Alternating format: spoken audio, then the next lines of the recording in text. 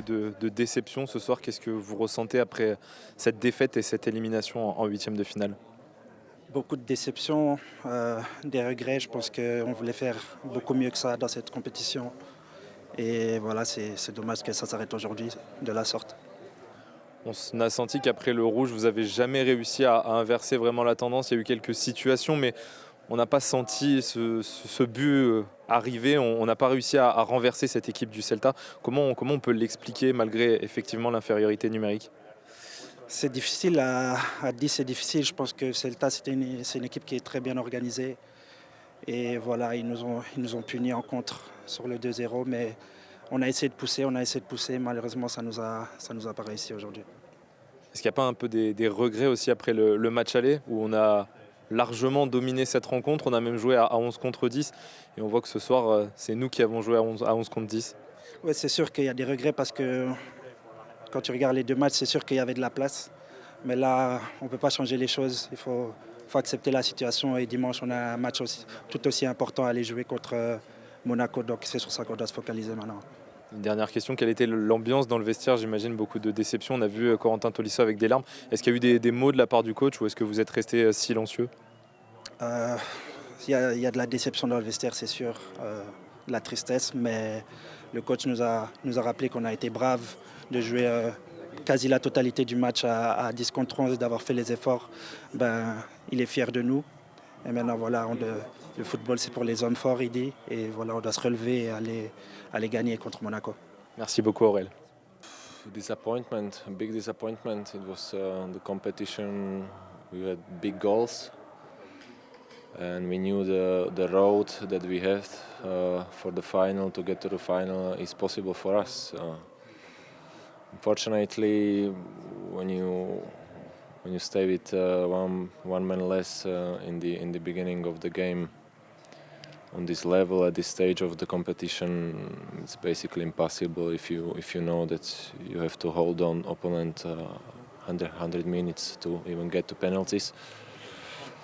So yeah, I think really the taste is really bitter for us now, but it's no time for us to think a lot about it. We have to forget and focus on what's coming now. Donc on est déçus, évidemment, très déçus. C'est une compétition qui était un énorme objectif pour nous. On connaissait le chemin possible pour arriver en finale.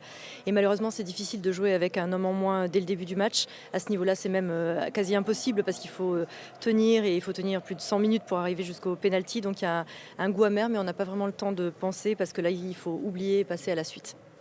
Justement, une autre question, passer à la suite. Il y a un match très important dimanche contre Monaco. Comment vous allez vous relever justement après ce mois de mars difficile? Well, for this we are on this level and we are professional for this to handle these situations. I'm sure it's not new for anyone in this group, and I'm very proud of this group. What we are doing this season, we are fighting against big adversity all season long, against injuries, against red cards and stuff like this. So. We are trying to do the best we can, so now we need to recover very fast because we have not a lot of time. We already play at 3 o'clock in the Sunday, which it's crazy, but we have to do the maximum possible to be ready for the game because it's a direct rival and this is the only competition which is left for us, so we have to do maximum there.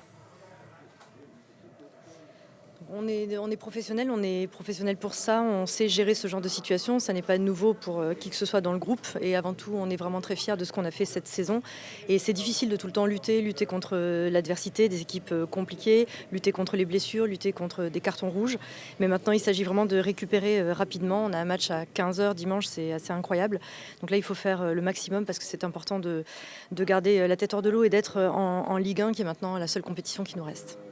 Et une toute dernière question, je vois que tu as un bandage avec de la glace à la cheville. Est-ce que tu as eu mal? Enfin, qu'est-ce qui s'est passé? I think at this point of the season we all are in some kind of a pain and we all have something, so it's normal that you put ice directly after game, but I will be ready for Sunday if the team needs me. Donc je pense qu'à ce niveau-là, on a tous à un moment ou à un autre des douleurs qui nécessitent comme ça un petit peu de glace. Moi, vraiment, je serai prêt, je serai là pour dimanche pour aider l'équipe. Thank you Dominique, thank you. Paolo, comment on se sent après cette élimination et cette défaite ce soir? Avec beaucoup de frustration, parce que nous étions une grande opportunité aujourd'hui, mais une compétition comme Europa League, jouer beaucoup de temps, 100 joueurs, 11 contre 10, est vraiment difficile. Je pense que les joueurs ont essayé de faire de tout, mais c'est difficile parce que Celta a de qualité. Et je pense que le moment, le clé de le match était le carton rouge. Après, était difficile. Comment on explique quand même, parce que dès le début du match, on s'est fait bousculer par cette équipe du Celta Vigo. C'était un petit peu l'inverse du match de la semaine dernière. On n'a pas reconnu l'équipe. Après, forcément, il y a eu ce carton rouge qui n'a pas arrangé les choses. Mais dès le début de match, on s'est fait un petit peu... on a reculé, on a subi légèrement contre cette équipe. Non, je pense que Celta a essayé de presser haut. Le premier moment de le match, je pense qu'on n'a pas compris qu'est-ce que Celta a fait. Mais après, on a commencé à connecter avec Roman. Nous avons trouvé des moments pour attaquer, mais je pense qu'en ce moment, Celta n'a pas créé de situation. Et après, le carton rouge qui change complètement le match. À 10 contre 11, c'était peut-être trop compliqué ensuite d'aller bousculer cette équipe. On n'a pas eu beaucoup d'occasions malheureusement, même si en fin de match, avec les rentrées d'Afonso, de Pavel, ça nous a fait du bien, mais on n'a jamais réussi à aller inquiéter vraiment la défense et le gardien du Celta. C'est difficile, mais je pense que avec l'entrance de Afonso et Pavel, l'équipe a commencé à avoir de plus moments offensifs. Et je pense que c'est clair, quand nous avons plus de solutions, l'équipe est plus attaquante et trouve de meilleures solutions. Mais je pense qu'à manqué en 2 ou 3 situations la dernière décision. Après, à la fin, nous devons risquer tous. Et le deuxième but de Celta, je pense qu'il y a un moment que nous risquons, que nous devons prendre de risques.